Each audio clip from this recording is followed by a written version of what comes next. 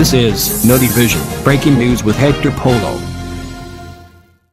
Gabriel Garcia Marquez, the Nobel laureate, whose novels and short stories exposed tens of millions of readers to Latin America's passion, superstition, and violence, died at home in Mexico City around midday, according to the people close to his family. He was 87.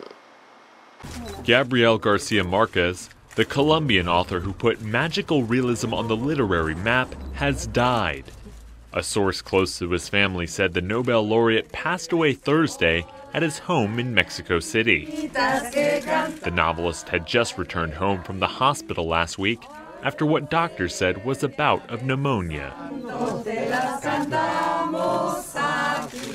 Garcia Marquez was Latin America's best-known author. His book, 100 Years of Solitude, was an instant success and was dubbed Latin America's Don Quixote by late Mexican author Carlos Fuentes. Garcia Marquez was 87 years old. Thanks for joining us. This is Hector Polo, breaking news. This is Notivision, breaking news with Hector Polo.